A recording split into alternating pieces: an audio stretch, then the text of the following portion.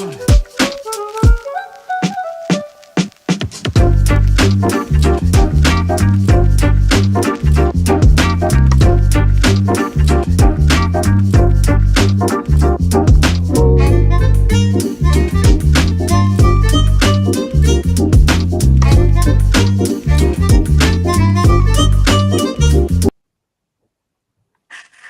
everyone. Welcome back to Tell Me More, your chance to ask all of your burning news questions to the people that, well, actually wrote the news in the first place.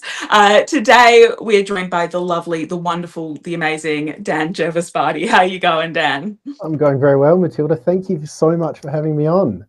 Well, thank you for not having the courage to say no when I begged you to be on. You're one of our Canberra reporters, of course. You've been on the road with Albo. You've been very busy the last couple of weeks. Yeah, it's been pretty full on. I mean, I feel like we're sort of 2.5 weeks into the election campaign, but I mean, really, it's been going on for 6 months in terms of feeling like we're in election mode. But we're kind of in the backstretch now. There's only a couple of weeks before the 3rd of May, so we're sort of eagerly counting down the days. For sure. And what I've brought you here to talk about is, we're in an election where it's a Gen Z election. That's what people have been saying. People are desperate for those young votes, and politicians being desperate for those young votes has mean we've seen some kooky stuff going on. So I was keen to break down, how politicians have been trying to win over young votes, how successful it's being, and it just a reminder to anyone watching. The whole way through the stream, you can leave any questions you want to ask Dan, or whether it's about this topic specifically, politics sort of in general for the last week or so, or just general political questions. Pop them in the comments for the TikTok and the YouTube live streams. If you're watching on Instagram, you may have to use the story link that's in our Instagram story. To jump in, I would love to know, Dan, what are everyone's, it's the Gen Z election. It's the what I think I saw it called like the youth quake somewhere in some university media the release. Influencer election, that's been very nice. Yeah. Can you tell us why are young people suddenly, relevant to the political establishment? Well, I think the reason perhaps we're talking more about Gen Zers and millennials now than perhaps what we were 3 years ago is, so this will be the first election where that cohort of people outweigh baby boomers in every state and territory. So in very simple terms, they're just a bigger voter bloc than that group that has dominated so much of our politics. If you think of the way that the politicians have framed their messaging, framed policies historically, like so much of it has been targeted at older generations because that's where the voters were, right? Like that's the people that would ultimately decide if they won elections. We're now seeing that younger people, that cohort is growing, and politicians are motivated by many things.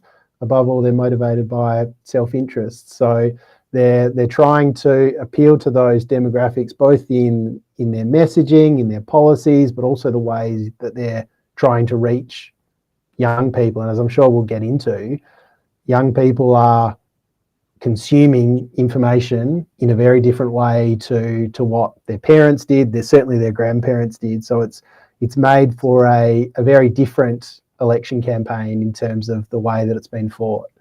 Yeah, it is kind of a sort of an interesting social experiment, just making a bunch of 60-year-olds relate to the youths all of a sudden.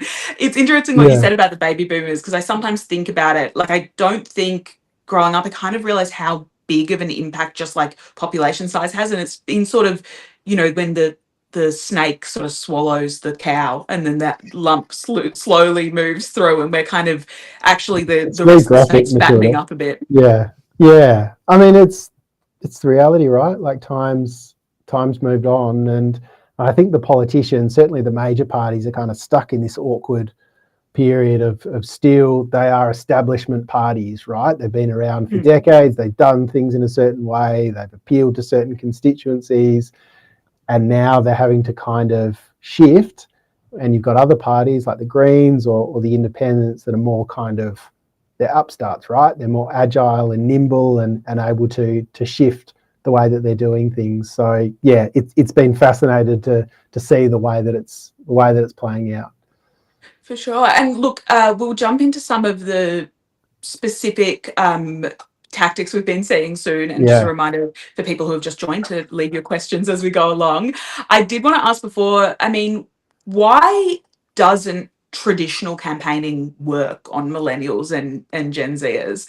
Why are we seeing this shift have to take place? Well, I think if we look at the way that campaigning is traditionally done, so I was on the road with the Prime Minister during the first week, and that's a travelling press pack of journalists from mainstream media outlets. We write for newspapers, or in the case of The Guardian, an online website. Historically, people would consume their news by reading newspapers, by watching the news at night.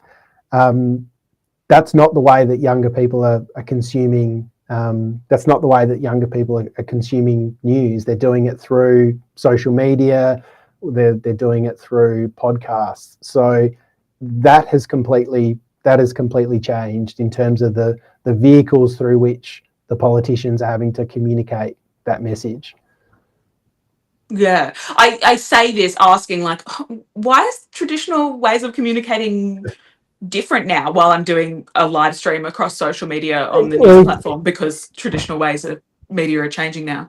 Yeah, exactly. I mean, 3 years ago, and it's interesting, election cycles, because they're typically 3 years apart.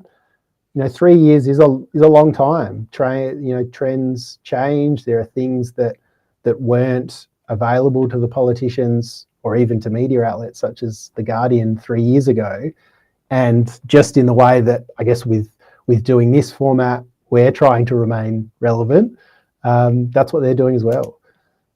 Yeah, for sure. I mean, I'd say succeeding and staying Succeeding. relevant. Yeah, I'm yeah, not yeah. sure about it. Speaking of, I think, why don't we dive into some of the attempts to connect with young people? Let's The go. thing that's been all over the news the last couple of days, not just trying to talk to young people, a young person talking. Can you tell me about Dutton's son and what's happened Yeah. there? Harry Dutton. We didn't know a lot about Harry Dutton 3 days ago, but I feel like we know quite a bit about him now. So this is obviously Peter Dutton's son. He was present at the Liberals campaign launch on Sunday, featured as part of a video that sort of helped tell the story of Peter Dutton.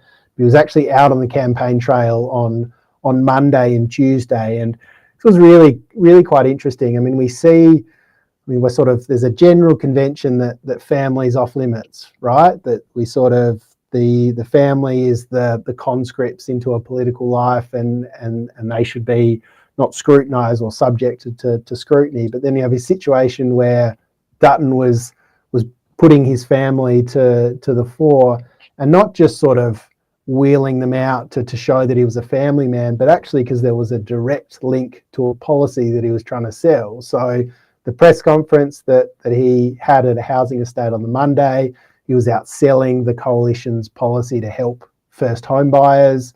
His son was there in his hard hat and his high vis vest, and he actually, addressed a question that was put to him by reporters, and he spoke about how, he was really struggling to afford a deposit. He was saving like mad. His sister, who's a childcare worker, was also struggling, and he couldn't see him being able to afford a home in the near future. So it was a really, I mean, I can't recall off the top of my head an example where a politician's family had been used, I guess, to, sort of to be cynical about it, used in that way. But it was, and there are sort of various theories as to why Dutton might have done it. One of those theories is that he just wanted to be able to show that he could, by having his son quite literally there talking about the struggle that he had trying to afford a deposit, show that he was sort of empathizing and he understood this challenge that a lot of young people are going through as we sort of battle through the housing crisis. Yeah, and look, there's a few questions that come to mind. Again, not to be cynical, However, it is known that Peter Dutton has made around $30 million on property transactions throughout his life. Pardon me if I'm wrong. Can't he just buy his son a house? I think is the question that immediately came to every single Australian's mind. And it came to the mind of one of the journalists at the press conference. It was the obvious question that you asked. And obviously, like I said, there's a convention that family is sort of, we tread carefully around them.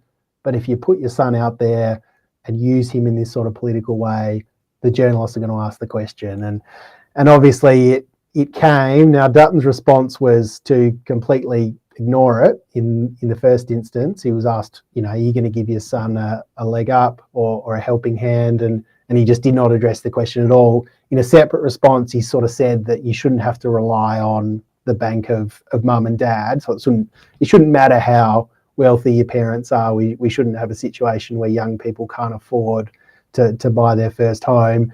The questions didn't go away, and then the following day, he did ultimately say, look, I'll give him a hand down the track. But I mean, it was a risky decision, right? To wheel your son out. Clearly there was a risk reward call that he was making.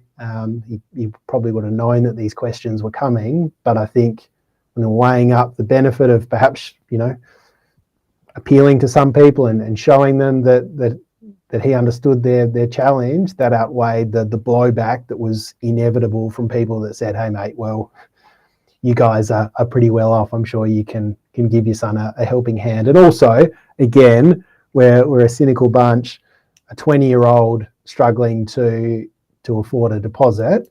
I don't think that's necessarily an unusual situation. I think there's probably 30-year-olds, 35-year-olds that have been struggling to save for a decade and still struggling, and perhaps they're better examples of the difficulties that young people are having.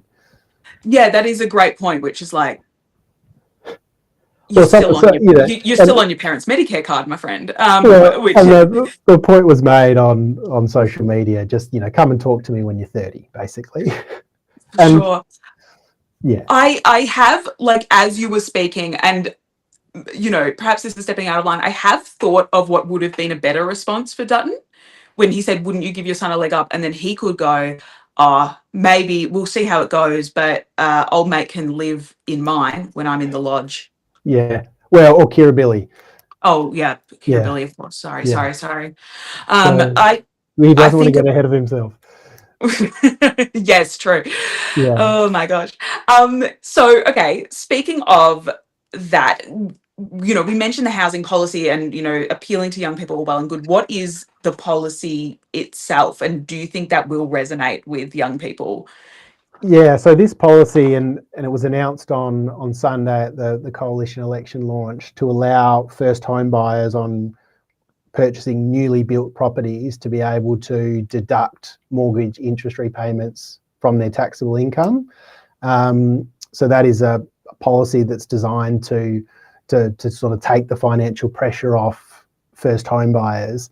Labor offered its own campaign launch in Perth on Sunday, announced a policy where it was going to build 100,000 homes or help construct 100,000 homes specifically for first home buyers, and also allow all first home buyers to purchase a home with a 5% deposit without paying mortgage insurance. So two kind of dueling policies pitched very specifically at young people, first home buyers. Now the response to both of those policies was was from economists and housing experts was not exactly sort of warm praise. The challenge that we've got in the housing market at the moment, I suppose it's two-pronged. One is there aren't enough houses and they're too expensive, and the criticism sort of about both of those policies were, you guys aren't really addressing the issue of supply, and by stimulating demand, by essentially giving people more money, you're going to drive up house prices. So you've got the major parties doing these sort of big bang policy announcements for young people, and again, the cynic in us is saying, well, actually the policies you're doing is sort of making both sides of the problem potentially worse. Now, I'm sure this is going to benefit some people, but whether it makes it easier for the average person, I think it's debatable at best. Yeah, and look, who needs policies when you do have memes? So I would Yeah, love to that just is sort of true. blast through some of the other things that we've seen. We've had a few people ask us about, and it would be remiss of us not to mention the Liberal Party rap that they put out. Yeah, a diss track. Now, I will sort of tell our listeners that my knowledge of diss tracks is limited to what I learnt on the day that this diss track came out. Perhaps I'm showing my age and what my interest areas are. But yeah, it was a rap song that came out. The Liberals launched on Monday. It was titled "Leaving Labor." Now, if you were to sort of go back in a time machine to 10 years ago, when 15, 20 years ago, when John Howard was still around, the thought of campaign hardheads 2.5 weeks into the election, these are really crunch moments. What are we going to do to be able to kind of sway those last voters that are on the fence? Let's release a diss track.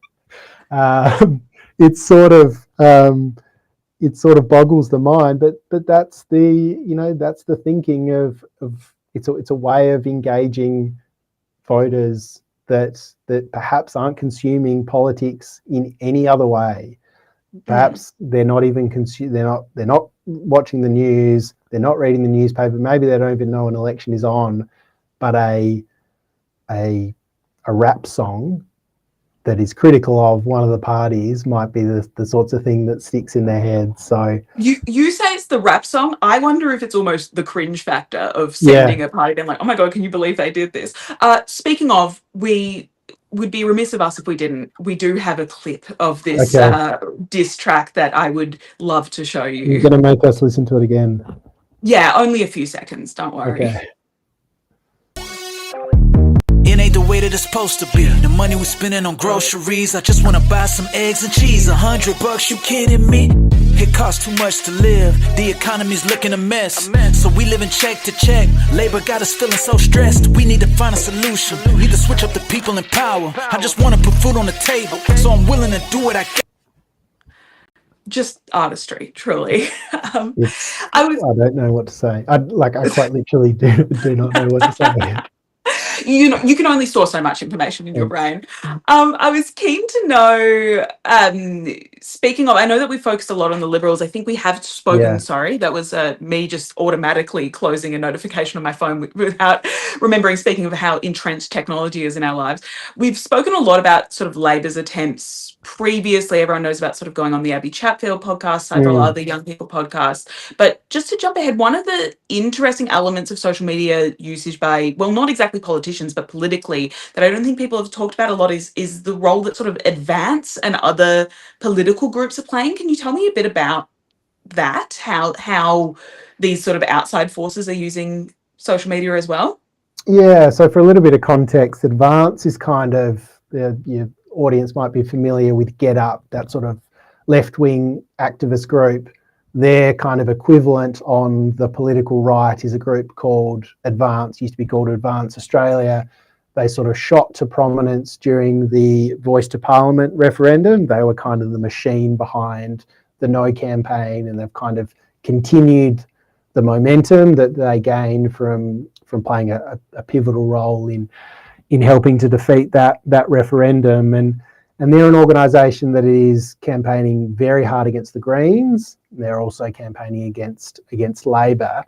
And they're obviously not running candidates. They're not a political party. They are essentially a campaigning organisation. And what we've seen is, we knew that it was going to happen. At some point, Advance was really going to ramp up their advertising. And we've seen it on social media. Certainly over the last couple of weeks, they've spent hundreds and hundreds of thousands of dollars on Facebook ads. And what's a really interesting kind of strategy that we've seen, we saw it during the Voice referendum, we've seen it overseas, is these groups running different, so we use the example of Facebook, using different Facebook pages that don't have advanced branding, but Advance is behind them, and they push a very specific message through that. So, for instance, Advance is running a Facebook page called Election News, which you might just stumble upon. Election News, somebody might type it into Facebook. Now, that's run by Advance. It's not readily apparent that they're behind it. Now, if you went on there, you're not getting election news, you're getting almost entirely negative stories about the Greens, particularly the culture of the Greens. And it's essentially just old stories about, allegations of misconduct or behavioural problems within the Greens. And it's an interesting tactic, because it goes to this question of, we're talking about an electorate where people aren't super engaged, and if you just catch a small bit of information, they might just, again, they know an election is coming up, they type election news into Facebook, and it comes back with this, and that might be what they consume, and it's obviously not an accurate representation of what news is relating to the election. So it's a very interesting strategy. And of course, with Facebook, you're able to pay not just to sort of circulate the ad, but you're able to target certain demographics. You're able to push that into feeds of people in certain geographical locations. Yeah. So it's a fascinating part of the election campaigning that is becoming more and more prevalent as time goes on.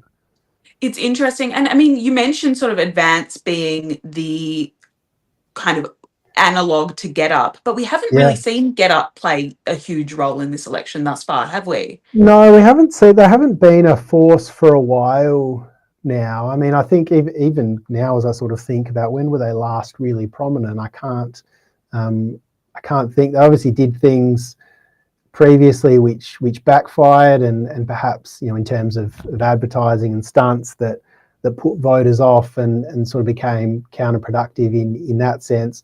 There are certainly other groups on the political left that have stepped into that space. Climate 200 is the obvious example, the fundraising vehicle that helped bankroll the Teal independence. If you look sort of at a list of the big advertisers on Facebook and Instagram, it's a lot of environmental groups pushing content about whether it's critical of the coalition's nuclear policy, sort of pro-renewable stuff. So there's lots of organisations on the political left. But yeah, GetUp is it's a sort of an interesting case study of organisations that are very front and centre and prominent at a point in time, and then sort of fade away. Yeah, for sure. We have got just one of the questions that's come through from TikTok, which I thought was interesting. It's slightly different, but it's definitely something that we've heard people asking about a lot. It was saying part of Dutton's election talking points has been that he wants to lower immigration numbers. Immigrants of which countries would be affected? Do we know? So he hasn't been specific about that at all, and it's not something that would be. You're sort of putting me on the spot here. It's not something that would be really legal in the first instance. So the last time that Australia limited, obviously during COVID, when we shut the borders to everybody, and at a specific point in time there was a more onerous restrictions on people from India, if you recall, when there was a particular outbreak in that country. But I think the idea that if Dutton was to get in power, that he could limit intake from certain countries, I think is probably something that's not going to happen. He has talked obviously about visas giving to people fleeing from Gaza, but in terms of specific countries and how that would be implemented, I can't see that happening. Yeah, for sure. It's interesting almost that with what's going on in the US, it almost feels like, oh, okay, well, where's the list of countries that we're gonna like that feels almost sort of like a normal part of the political process now, when really that is very far detached from how politics works, and I guess luckily still quite detached from how it works in Australia. Yeah, I think luckily in Australia the debate over immigration is toxic at times, but I don't think it's reached that point quite yet, and hopefully, touch wood, it remains so. For sure. Before we let you go, and I will let you go because I know that you have a long night of watching the thing I'm about to ask you about ahead. For Yeah, people who don't know, at 8 p.m., I want to say 8 p.m.-ish, let's there go is with going. 8 p.m. Yeah, if you tune in a little late, who cares? Yeah. Is the second political leaders debate, but arguably the first one that matters because the last one was on Sky News behind a paywall and no one watched. I say it's the first one that matters. I was interested to hear you speak. Do they matter at all? So it's Elbow and Dutton going head to head. Is this going to change anyone's vote? It's a good question, and I spoke with some campaign veterans on both the Labor side and the Liberal side about this yesterday, and the views sort of differ. I think the key point that everyone makes is what both leaders and what Anthony Albanese and Peter Dutton will want to do tonight is just not stuff up.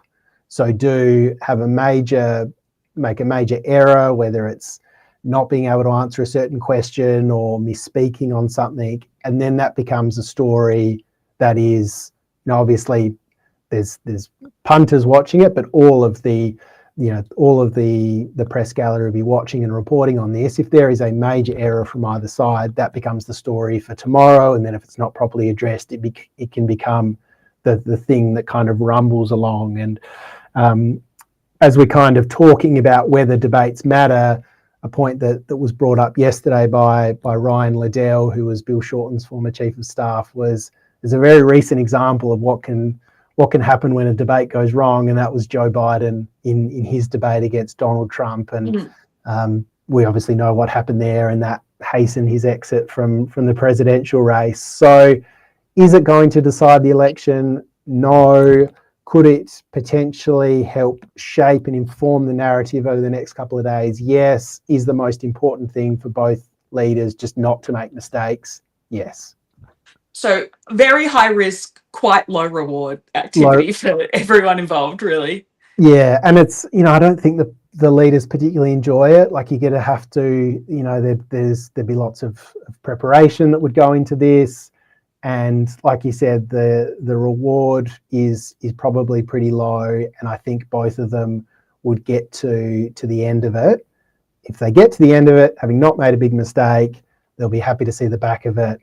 The problem for both of them is there's another two, so it's not going to be the last of them. And the other point I make is that in Australian politics, because we have question time here, that there is a lot of debating in Parliament, so they're used to it to some extent, but the actual format of these debates, so last week's on Sky News was a people's forum where average punters ask questions.